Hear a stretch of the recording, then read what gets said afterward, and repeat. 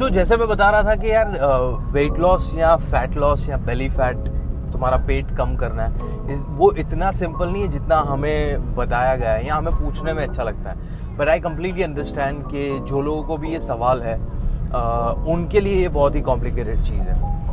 उनके लिए ऐसा लगता है कि भाई आप न्यूट्रिशनिस्ट हो, आप फिटनेस ट्रेनर हो, आप डॉक्टर हो, यार आपको तो पता होना चाहिए। हाँ हमें पता है, बट जवाब उतना सिंपल नहीं है। मैं बताता हूँ आपको क्यों। आपका वजन बढ़ना ओवरनाइट नहीं हुआ था। कुछ आदतें थी जो आप बहुत सालों से फॉलो करते आ रहे हो और वो बहुत सालों का नतीजा है तुम्हारा फैट। और हम पेट वाले फैट से बहुत ऑब्सेस्ड है बिकॉज सोसाइटी जज करती है मोटे लोगों को।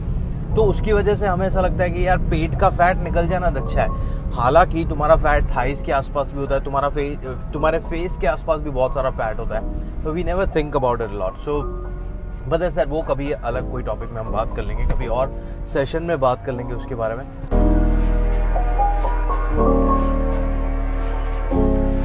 अगर तुम लोगों को नहीं पता ना, हमारी बॉडी को है ना everyday specific amount of calories चाहिए, एनर्जी चाहिए, क्योंकि हमें पूरा दिन काम करना है ना। अभी मैं गाड़ी चला रहा हूँ, काम पे जा रहा हूँ, या तुम सुबह उठते हो उससे लेकर रात को सोने तक। इनफैक्ट रात को जब तुम सो रहे हो तभी भी तुम्हारी बॉडी को एनर्जी चाहिए, कैलोरीज चाहिए।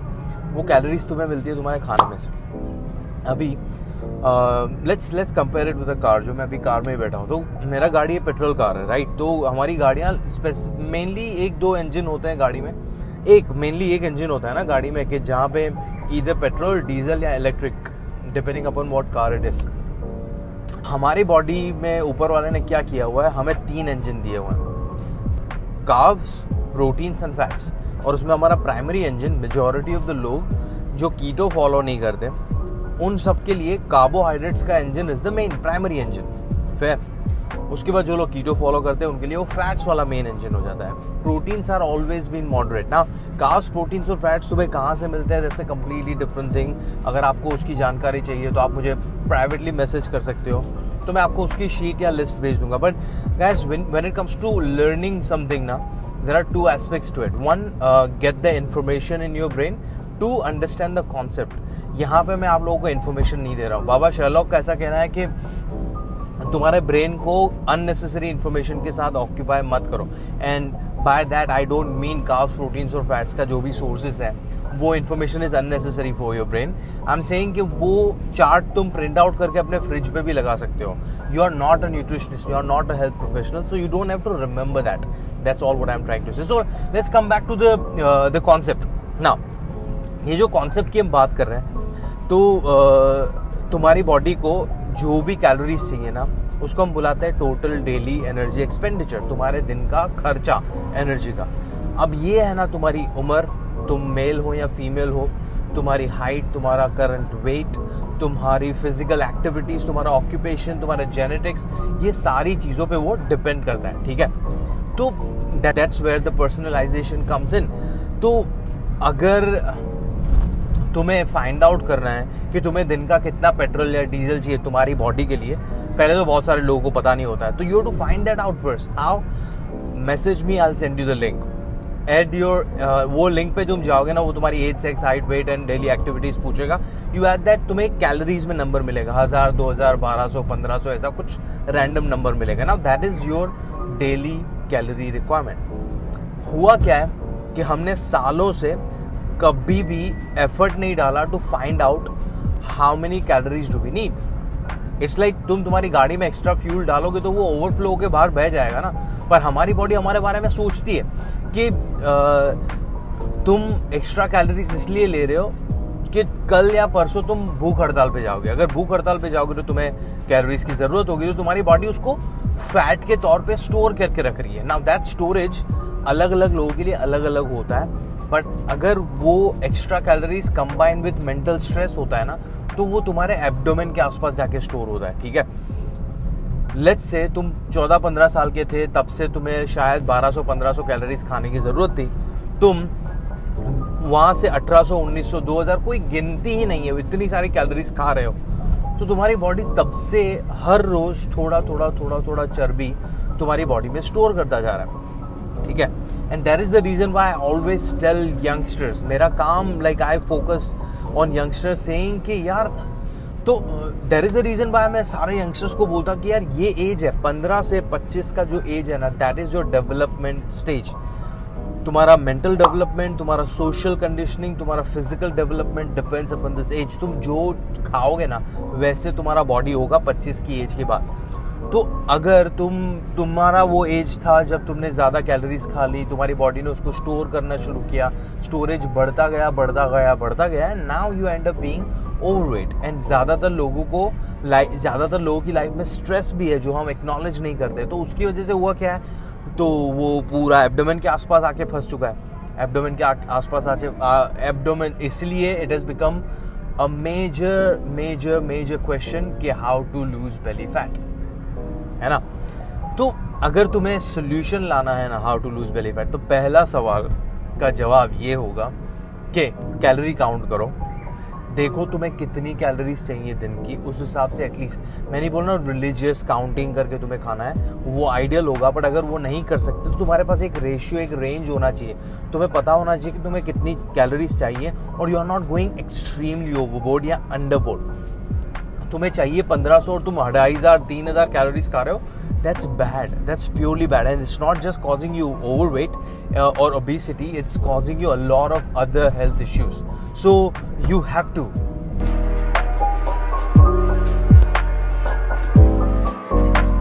ओके। इसके बाद आते हैं दूसरे रीजन की वजह से क्यों हमारा वेट बढ़ा हुआ है। सेकंड रीजन, कैलोरीज तो चलो आपने काउंट कर ली एक बार, ठीक है। दूसरा है बैलेंस डाइट। हम सब ने सुना है ना बैलेंस यार, क्या बैलेंस कर रहे हैं हम? बैलेंस हम कर रहे हैं कार्बोहाइड्रेट्स, प्रोटीन्स और फैट्स का। अगेन चार्ट तुम्हें मिल जाएगा उसका। कार्बोहाइड्रेट्स, प्रोटीन्स एंड फैट्स का एक बैलेंस ज़रूरी है। बहुत सारे साइंटिफिक इंस्टीट्यूट्स ने अलग अलग रेंजेस दी हुई हैं, बट वो रेंज को तुम एक बार पकड़ लोगे और उसको अपने बॉडी या अपने लाइफस्टाइल के हिसाब से थोड़ा मॉडिफाई करोगे, you will start seeing changes. There is no specific number for people. So तुम्हारा जो अक्खा प्लेट है ना, उसमें 35 to 55% कार्बोहाइड्रेट होना चाहिए। अगर तुम कीटो नहीं कर रहे हो तो, कीटो कर रहे हो तो कार्बोहाइड्रेट वो अलग ही गेम है। बट यहाँ पे हम है ना नॉर्मल नॉन कीटो डाइट के बारे में बात कर रहे हैं। तुम्हें every day 35 to 55% of calories should come from carbohydrates, not from only one source. 20 से 30% calories should come from proteins, जो इंडिया में काफ़ी दिक्कत है। उसके बाद 10 से 30% calories should come from fats and healthy fats. क्योंकि द रीज़न वाई से हेल्दी फैट्स इज़ कि फैट्स है ना हमें बहुत सारी चीज़ों में से मिलता है, जो तुम्हारी तली हुई चीज़ें हैं, तुम्हारी पैकेज फूड्स हैं, केक्स, पेस्ट्रीज, चॉकलेट्स, आइसक्रीम्स, इन सारी चीज़ों में भी फैट होता है। But that's not the healthy one, fat combined with sugar is a poison for your body, ठीक है। तो वो जो हम खाते हैं that's not considered as fat. Fats का सोर्सेस नट्स हैं, तुम्हारे हेल्दी ऑयल्स हैं, कोकोनट है, एवोकाडो है, सीड्स हैं, ये सारे हेल्दी सोर्सेज ऑफ फैट्स हैं। तो तुम्हें वो 10 से 30% खाना है, और ये बैलेंस चाहिए हमें। प्रॉब्लम क्या हुआ है, हमें ये बैलेंस के बारे में पता नहीं है, और हम पता होने के बाद भी बहुत सारे लोग वो फॉलो नहीं करते हैं। एक एग्जाम्पल देता हूँ आपको। इंडिया का सबसे स्टेपल फूड है दाल, चावल, सब्जी, रोटी, ठीक है। सारे कार्बोहाइड्रेट है, अनलेस तुम्हारा सब्जी में कुछ कठोर लेगुम्स जिनको हम बोलते हैं वो डला हुआ है, या उसमें कोई नॉनवेज डला हुआ है, या अंडा डला हुआ है, या मच्छी डली हुई है। ये सारे प्रोटीन के सोर्सेज तुम्हारी सब्जी में डले हुए हैं, जो करी बना है उसमें, तो वो प्रोटीनस बनता है। अदरवाइज दाल, चावल, सब्जी, रोटी, अगर सब्जी हरी सब्जी है तो there is not giving you protein. Dal chawal is not giving you protein, dal is giving you protein. हम सबको लगता है, पर उसको आपने गलत जगह पे रखा हुआ है। दाल के 100% में 67% इज़ कार्बोहाइड्रेट्स, जो तुम्हें दाल चावल में से, और चावल में से भी मिल रहा है, रोटी में से भी मिल रहा है, सब्जी में से भी मिल रहा है। सो प्रोटीन में तो दाल में ओनली 9 ग्राम प्रोटीन मिल रहा है तुम्हें। So forget about dal as your protein source. But the point I'm trying to make here is, तुम्हारी प्लेट के अंदर तीन चीज़ें होनी चाहिए, वो भी हर रोज़ होनी चाहिए, और वो भी सारे मील्स में होनी चाहिए। ऐसा नहीं कि दोपहर को एक बार मैंने प्रोटीन खा लिया। हर मील में तुम्हारे खाने में प्रोटीन, फैट्स और कार्ब्स होना चाहिए। अगर नहीं है, वो है ही नहीं, मुझे पता है बहुत सारे लोगों के डाइट में, that is another reason why you are suffering from overweight. Solution लाना है, सिंपल है, कार्ब्स, प्रोटीन्स, फैट्स का लिस्ट तुम्हें मिल जाएगा। Start consuming them every day. तुम्हारा plate should look like carbs, proteins, fat. हर तीन चीज़ों में से, हर लिस्ट में से एक एक चीज़ होनी चाहिए, mandatory, there is no bargaining. तुम्हारा पेट निकला है ना, वो इसी चीज़ के ना होने की वजह से निकला है। तो सोल्यूशन सिंपल है।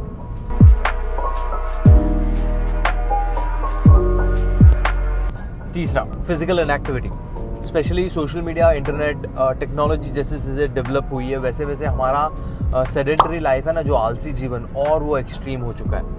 हम हमारे प्लेस से हिले बगैर सारी चीज़ें करना सीख गए हैं, और एटलीस्ट कन्वीनियंट हो गया है। जोमेटो से फूड ऑर्डर हो रहा है। बाइक में भी जो पहले किक लगा के थोड़ा किक एक्टिवेट करते थे, तो वो भी नहीं है। हम सेल्फ स्टार्ट गाड़ियाँ आ चुकी हैं। लाइक हर जगह पे मूवमेंट रिड्यूस हुआ है, and that is the problem. Because एक कॉन्सेप्ट है, it's called NEAT, non exercise activity thermogenesis. याद रखने की जरूरत नहीं है, जस्ट अंडरस्टैंड।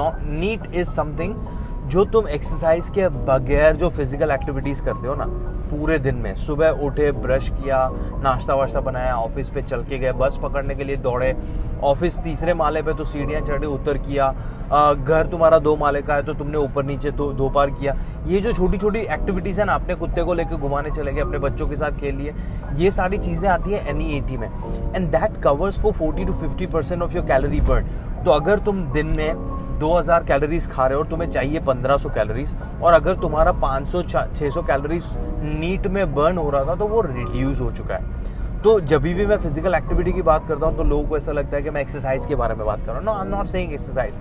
अगर एक्सरसाइज अच्छा लगता है तो it's up to you, you can do the exercising, but exercise is not the only way you can work out. Exercise is only one type.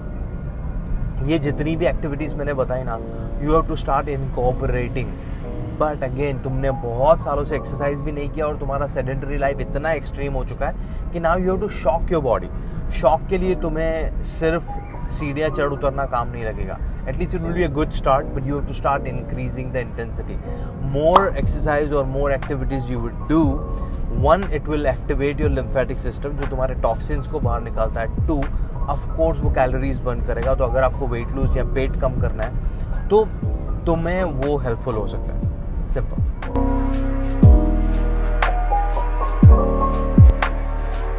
चौथा, इंसुलिन रेजिस्टेंस। नाउ इंसुलिन हमने है ना diabetes patients के through सुना है, या तुम medical पढ़ते हो ना तो तुम्हें इंसुलिन सुना होगा। इंसुलिन एक टाइप का केमिकल है जो तुम्हारी बॉडी में होता है, जो तुम्हारी बॉडी प्रोड्यूस इसलिए करता है क्योंकि हम कार्बोहाइड्रेट्स खाते हैं। जब भी तुम कोई भी टाइप के कार्बोहाइड्रेट्स खाओगे ना, हमारे सबसे पॉपुलर है चावल, रोटी, फ्रूट्स, कुछ भी मीठी चीज़ें, कोई भी अनाज ले लो, सब्जियां ले लो, ये सारे हमारे हो गए कार्बोहाइड्रेट। ये जब भी तुम खाओगे ना, तो उनका काम है प्राइमरी सोर्स ऑफ एनर्जी। तुम्हारी बॉडी का मेन इंजन है कार्बोहाइड्रेट्स। अगेन, अगर तुम कीटो नहीं कर रहे हो तो तब तुम्हारे वो कार्बोहाइड्रेट्स अंदर गया, पेट्रोल अंदर गया, तो उसको काम पे लगाने का काम है ना वो इंसुलिन का। प्रॉब्लम क्या हुआ है, हमें 35 to 55% कार्बोहाइड्रेट चाहिए था, और हम बरसों से 70, 80, 90 अनगिनत अमाउंट ऑफ कार्बोहाइड्रेट खा रहे हैं। उसकी वजह से वो इंसुलिन है ना, उसने काम करना बंद कर दिया है बहुत सारे लोगों में, और वो कंडीशन को हम बोलते हैं insulin resistance. That is the precursor of diabetes. तो तुम जब भी डायबिटीज किसी को भी डायबिटीज है ना, वो पहले इंसुलिन से रेजिस्टेंस हुए होंगे, इंसुलिन से रेजिस्टेंट हुएंगे, इंसुलिन उनका काम करना बंद किया होगा, उसके बाद तुम्हारी बॉडी इंसुलिन प्रोड्यूस करना जब बंद कर देती है, that is what we call diabetes. तो उसमें हो क्या रहा है, तुम्हारा कार्बोहाइड्रेट्स काम पे नहीं लग रहा है। प्रॉब्लम, कार्बोहाइड्रेट्स जो है वो तुम्हारे ब्लड शुगर में जाएगा, ब्लड में जाएगा, तुम्हारा ब्लड शुगर लेवल ऊपर जाएगा। दूसरा, कार्बोहाइड्रेट्स अगर तुम्हारी बॉडी में ज़्यादा है तो तुम्हारी बॉडी उसको स्टोरेज में डालती है। तुम्हारी बॉडी का स्टोरेज क्या है, फैट स्टोरेज अलग अलग जगहों पे हो सकता है, बट स्ट्रेस के साथ कंबाइन होगा तो वो तुम्हारे पेट के आसपास जाएगा।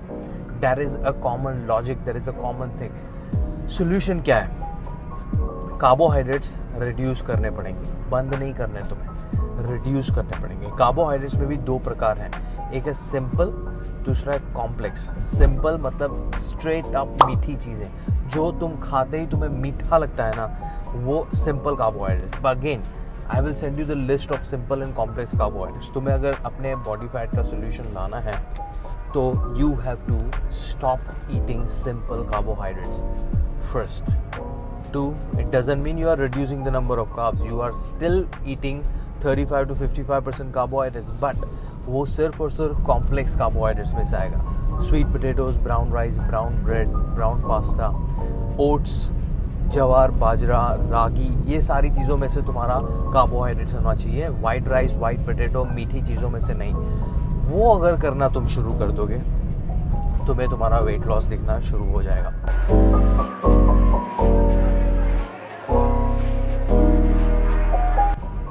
आखिरी जो चीज़ है वो है तुम्हारा स्ट्रेस, मानसिक तनाव, जिसको हम काफ़ी इग्नोर करते हैं यार। हम सब स्ट्रेस से सफ़र कर रहे हैं and we do not address it. Now stress is something very peculiar, it's a completely different topic, it's a very detailed different topic. So अगर आपको स्ट्रेस मैनेजमेंट के लिए कुछ जानना है, बिकॉज स्ट्रेस मैनेज करना पड़ेगा। तुम कितनी भी डाइट कर लो, कितना भी एक्सरसाइज कर लो, तुम्हें 100% रिजल्ट नहीं मिलेगा। If you want to get 100% result, stress manage करना पड़ेगा।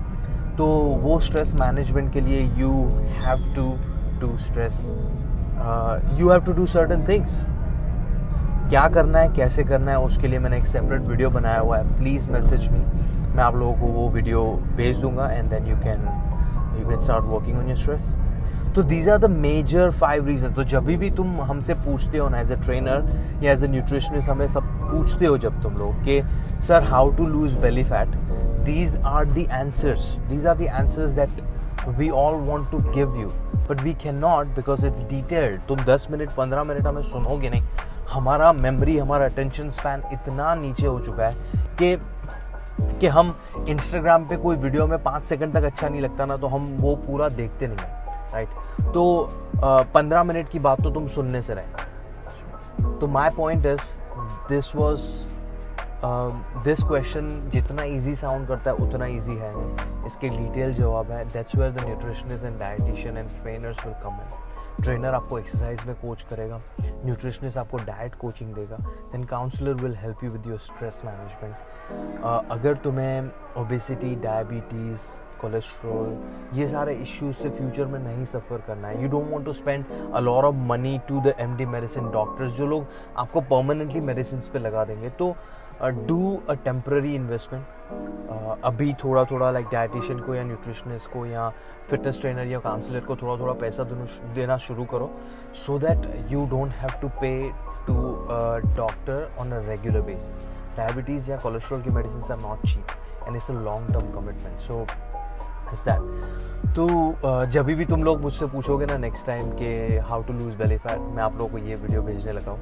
आपको कोई भी सवाल हो तो बिंदास मुझे पूछना। You can join my WhatsApp community at +91 8000001025 and do follow me on Instagram, like share and subscribe to my channel and finally अच्छे से खाना खाओ, अच्छे से नींद लो, थोड़ा थोड़ा स्ट्रेस मैनेजमेंट करो, थोड़ी थोड़ी एक्सरसाइज करो, यही चीज़ें अपनी फैमिली से करवाओ, चालू गाड़ी में वीडियो मत बनाओ। और अगर आपको ये सारी चीज़ें अच्छी लगे ना तो मेरा चैनल सब्सक्राइब कर लेना। चलो ध्यान रखो।